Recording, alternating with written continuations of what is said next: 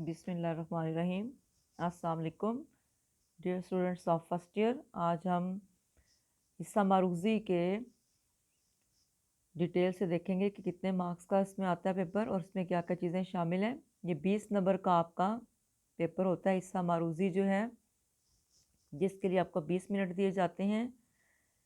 इसमें निसाबी कसीरुल इंतखाबी सवालात होते हैं, जिसका मतलब ये है कि आपने जो सबक पढ़ने हैं उसमें से पूरे चैप्टर में से कहीं से भी आपको कोई क्वेश्चन दिया जाएगा और उसके सामने आपको 3 ऑप्शंस जो हैं वो दी होंगी, जिसमें से आपने दुरुस्त जवाब जो है वो लिखना होगा। हिस्सा नसर के जो असबाक हैं उनमें से ये आपका 5 नंबर का क्वेश्चन होगा। नेक्स्ट जो क्वेश्चन है उसमें अदबी इस्तिलाहात हैं, जिसमें तशबीह है, इस्तारा है और तलमी है, जो कि आपके सिलेबस में शामिल हैं। ये भी कसीरुल इंतखाबी सवालात होंगे। एक क्वेश्चन के सामने 3 ऑप्शंस दी होंगी, दुरुस्त ऑप्शन पे आपने निशान लगाना होगा। ये भी आपका 5 नंबर का सवाल है। नेक्स्ट जो है वो शेरी इस्तिलाहात हैं। शेरी इस्तिलाहात में आपके सिलेबस में मतला, मकता और काफिया और रदीफ़ ये शामिल हैं। ये 5 नंबर का सवाल है। ये भी कसीरुल इंतखाबी सवालात होंगे, जिसका मतलब मैंने आपको बता दिया है कि आपको एक क्वेश्चन के सामने 3 ऑप्शंस जो हैं वो 3 जवाबात जो हैं वो दिए होंगे। दुरुस्त जवाब की निशानदही जो है वो आपने करना होगी। इसके भी 5 नंबर हैं। उसके बाद जो इसका नेक्स्ट क्वेश्चन है वो तज़कीर व तानीस के हवाले से सवालात हैं। ये भी कसीरुल इंतखाबी होंगे। आपको फ़िक्रा जो है वो दिया जाएगा और उसके नीचे 3 ऑप्शंस होंगी, 3 जवाब होंगे। दुरुस्त फ़िक्रे की आपने निशानदही जो है वो करना होगी। ये भी 5 मार्क्स का है।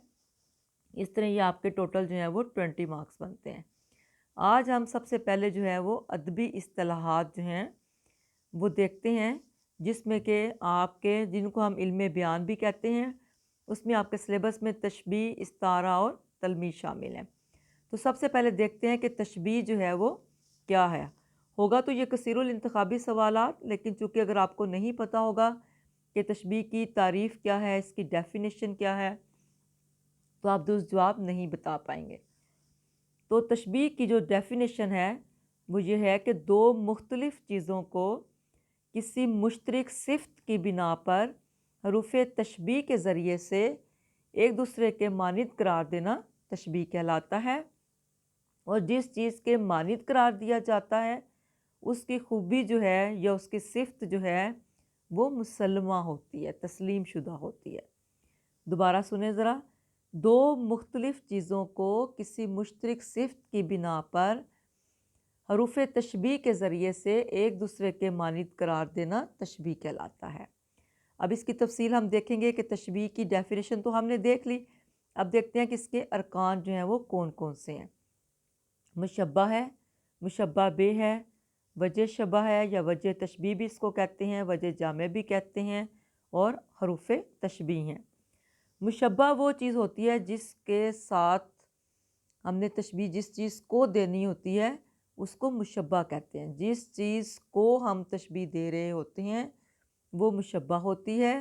मुशब्बा बे जिस चीज़ से तशबीह दी जाती है उसे मुशब्बा बे कहते हैं, जिसकी खूबी या सिफ़त जो है वो मुसल्लमा होती है।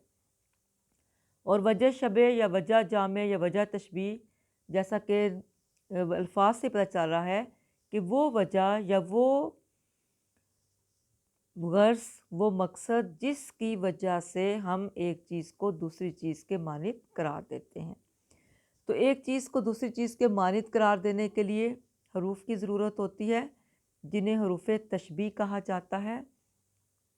हरूफ तशबीह जो हैं वो कासा, कीसी, की मानिद, की तरह वगैरह जो हैं वो हरूफ तशबीह होते हैं, जिनकी मदद से हम एक चीज़ को दूसरी चीज़ के मानिद जो है वो करार देते हैं।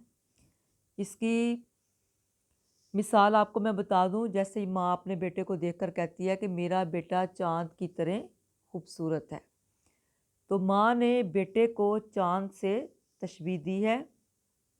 इसमें बेटा जो है वो मुशब्बा है, चाँद जो है वो मुशब्बा बे है, और वजह जो है वो खूबसूरती है, और की तरह जो है वो हर्फ तशबीह है।